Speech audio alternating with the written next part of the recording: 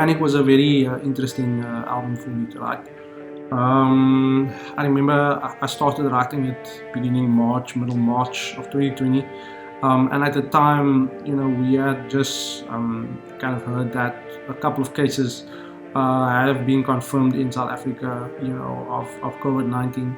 And by then, we had seen kind of the effects of the virus, in European countries as well as the Americas. And, with this kind of coming home to us, it started to stir up some sort of anxiety and fear within people, even at home.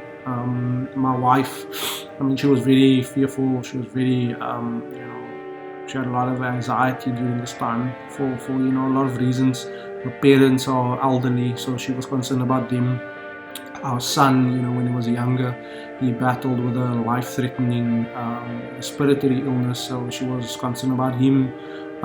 Me, I have like asthma and things like that, so she was concerned about me as well. So there's a lot of things going on, and she was just really concerned at the time, and fearful also for what the future would look like. And that is when I started to write Panic. But I only had one idea, which became the title track, Panic. And after I wrote the song, it kind of just sat there for a while. I didn't know what to do further with it. I didn't know how to kind of tell the story further. And one day we were sitting, I can't remember exactly when that was, but we were scrolling through YouTube and we found a new upload from Pastor Louie, Giglio, who is the pastor of Passion City Church in the States. And we love him, we love his sermons, we love him as a speaker. He's a phenomenal preacher. He always encourages us when we watch his videos, his sermons. And a new sermon was uploaded, and the title of the sermon was "Where is God?" And I thought to myself, wow, for a pastor, this is a pretty kind of bold statement to make, a question to ask, really.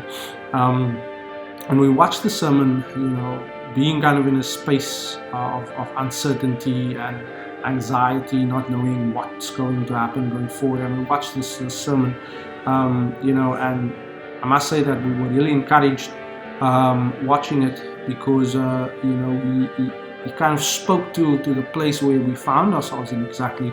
I'm not going to speak about the sermon here and break it down for you. I'll drop the link in the description for you to check it out. I highly advise you to watch it. I mean, it's really encouraging. So yeah, go and do that. But he basically speaks about Easter weekend. All of us, as Christians, we are familiar with Good Friday. Where the death of Jesus took place, and Easter Sunday, where Jesus was resurrected, and us as Christians, we now have our victory. Every year we celebrate that.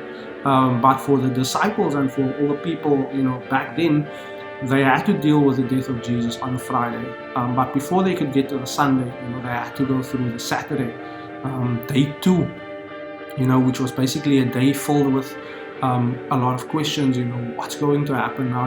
This is the Messiah that we thought is going to come and set us free. He has died now. What is going to happen with all of these things? And a lot of questions might have filled their minds. A lot of doubts might have filled their minds, and that is where we find ourselves. What's going to happen, Lord? Where are you? We don't see you working. We don't see anything happening.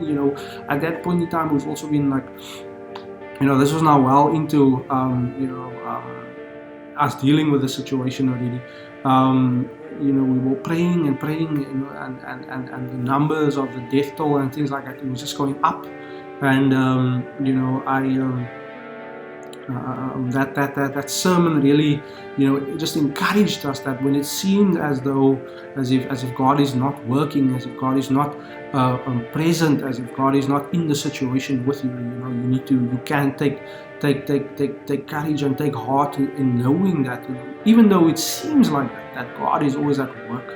And in those times when you don't physically feel Him, might not physically feel Him, or might not, know that He is there, that He is at work and preparing to do the greatest thing that He will do, that He can do, like He did with the resurrection of Christ.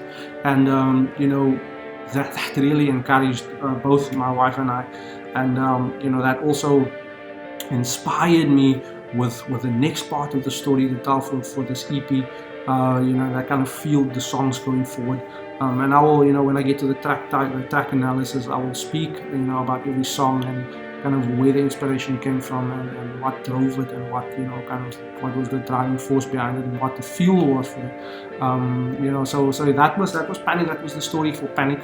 Musically, I tried to do something different with Panic. I love Transgressor, but when I wrote it, it was just a mind full of musical ideas that I've had, listening to a lot of rock and listening to a lot of metal. By then I've had an idea of, kind of what the structure, the quote unquote common structure looks like. Where you have some sort of verse, that leads into a chorus, and technically they are different, that then ramps to a bridge or a solo or something like that. And that was kind of the structure that I had followed, at least for like all the songs on Transgressor. You would hear that all of the songs basically has some sort of solo in it. And I really wanted to do things differently with Panic. Yes, maybe 2 of the songs on the EP has a quote unquote solo in. But I really wanted to do things differently musically, write different parts, things that I haven't done before at the time. And even a thing such as guitar tuning, was changed. With Transgressor, I wrote it in drop C, because I wanted just a heavy sound and all that. But then when I got to Panic, I thought, wait, let me change it a bit and rather tune to drop D, which is not as low. And technically might not sound as heavy, but I thought, wait, let me hear the sounds, and I really liked what I heard, and I thought, let me stick with this and go with this. So musically, I don't think Panic is maybe as heavy as Transgressor. It's definitely still heavy, but there's a lot more softer parts in there. That was Panic. That was the story and the music behind it. So now I'm going to get into a track by track analysis and talk some more about the tracks individually. So the first song on the EP is entitled Panic. As I mentioned before, it was the first song that I wrote. I thought that I want to intro the song, with some device or something that generally causes like panic within people. And first I had the idea to have, those bells that we normally hear in, the war movies to kind of signal an air assault coming in. And, I had that there at first, but then I thought, this doesn't sound too great. And then I thought, let me keep it like, kind of relevant to the time that we found ourselves in. And, I thought that, sirens would be a good thing to use. And gradually, you hear the people starting to scream and all those kind of things, kind of signaling, panic breaking out. And, then the song drops, just like an intro drum fill, and the song drops pretty heavy. I wanted it to be a heavy song. It's probably the heaviest song on the record for me. Musically it follows the same structure as my older songs at that time. Sick and Depraved, One with the Swine, that's really heavy, that leads into some sort of solo. But when I got to the solo part, the supporting music for the solo, I wanted to make it a bit softer. I tried a couple of different things as well this time around. That was Panic. So the second song is entitled Day 2, and it was heavily inspired by the sermon I was talking about of Louie Giglio, even using the word Day 2 or the phrase Day 2, as he also uses it in his sermon. And it was written from that point of being in the situation that we found ourselves in, being faced with like insurmountable odds of anxiety and fear. You're not really knowing what's going to happen next, what's to come. And the song starts out like pretty heavy. This was also the first song that I really tried to push myself musically to do something that I haven't done before. Even if it's just like a small 4-note arpeggio run, which is kind of that intro riff that you hear there. But then the song continues on in that vein, and then near the end just drops down into like a bass driven a drum thing, soft guitars, even though the guitar is still a little bit distorted, but the focus is not on that, but more the focus is on the news clippings that I chose to insert there, just to give some perspective of what was going on around us. It wasn't just South African stats, but stats from all over the world, news outlets reporting on all sorts of things, from commenting on the health system of said country, how the poor would be affected by this, how workers would be affected by this virus, and all those kind of things. I just wanted to highlight it in that song, just to also support the title of like Day 2. This is all the uncertainty that we are faced with now, kind of asking that question. And also end the song with the phrase by Louie Giglio in his sermon, "Where is God?" It was an outtake from his sermon, kind of to kind of cap off the song Day 2, the song of uncertainty and not knowing what would happen going forward.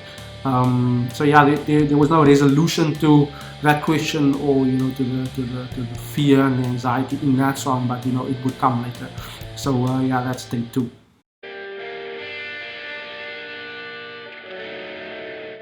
The next song on the record is entitled "Unyielded."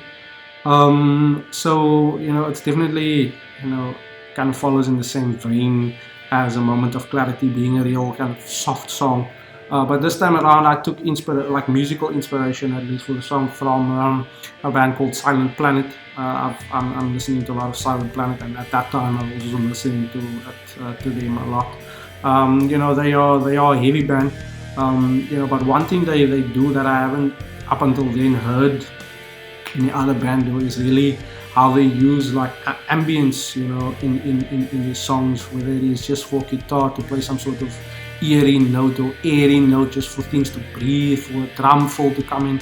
It's really like ambience heavy kind of music, and that really inspired me with Unyielded. I wanted to write something in a similar vein to what I heard on Silent Planet songs, just to kind of be this like ambient full song. Yes, it's heavy, yes, it does slam at the end, but like just to start out with that ambience, and even when it drops heavy, that there's still that layering over the top there.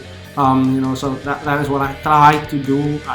I probably won't ever sound like Silent Planet, but Mitch Stark, thank you for being an inspiration to me, man. So with regards to the message or just the theme behind Unyielded, it was just me sitting and thinking about the kind of the situation we found ourselves in, kind of what my stance would be as a Christian. I know that God is good. I know that God is always working, and I know and I believe in my heart, I still do, that even in the midst of all of these things, God has a plan, and His plan is always perfect. And that was kind of the question. What is my stance going to be? Am I going to cripple under the anxiety and under the fear that I was feeling at that point in time, or would I take a stand and know and believe in my heart that what, God is good and God is faithful? And that is kind of where the track title came from, Unyielded. In my faith, not swayed from one end to the other, but standing firm, knowing that God is in control. And that's basically that song.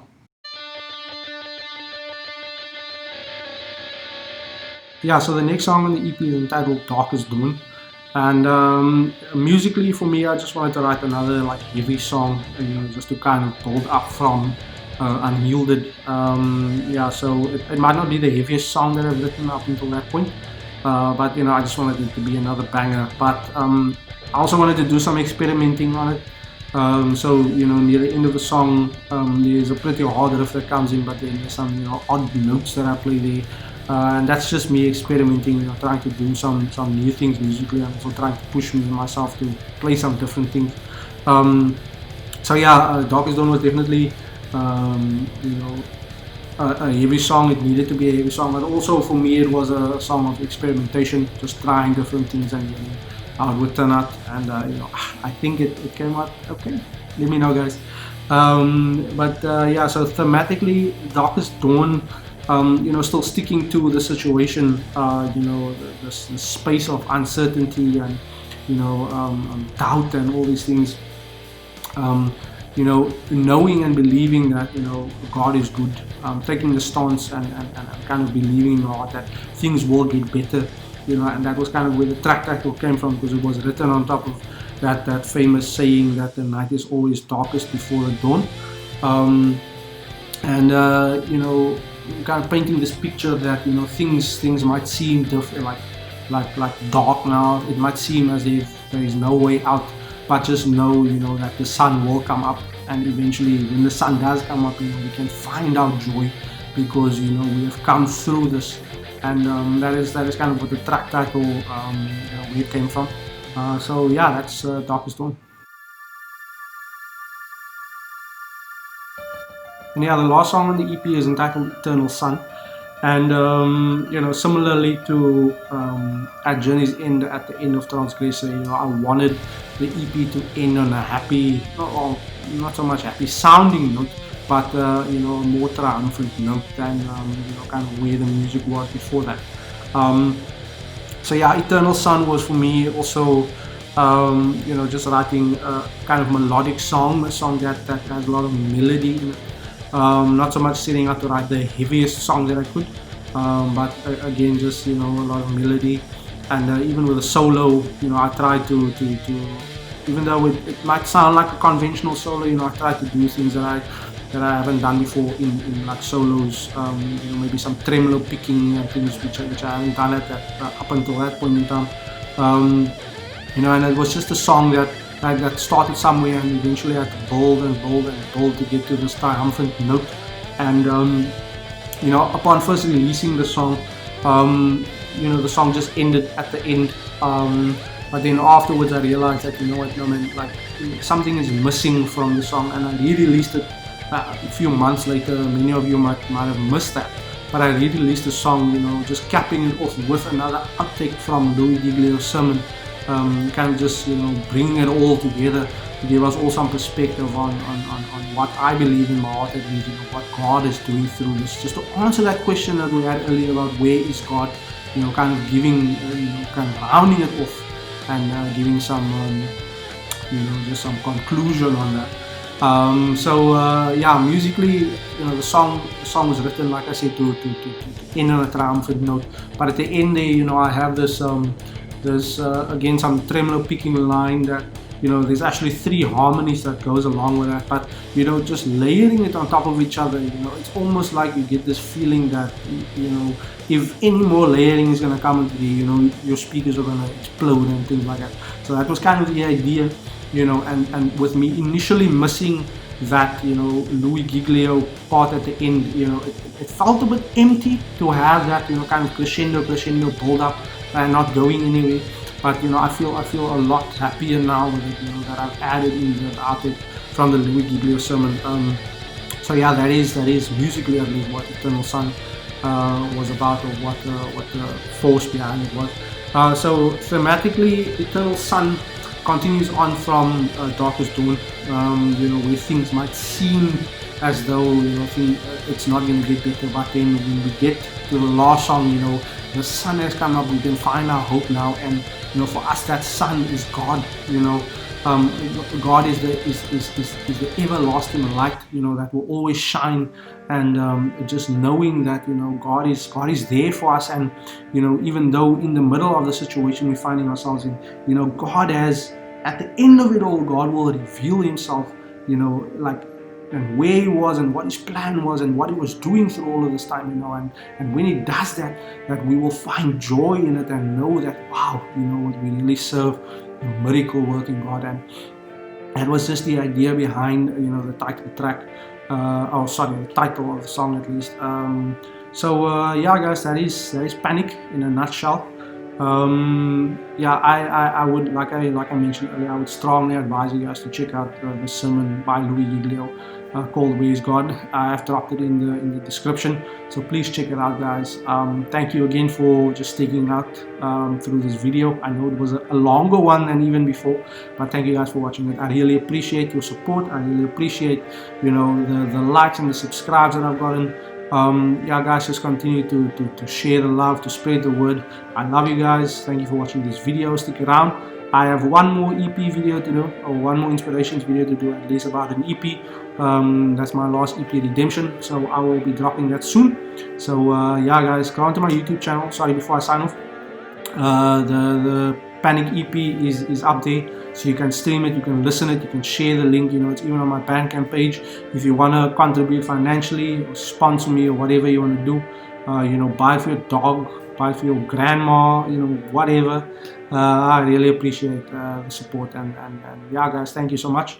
God bless.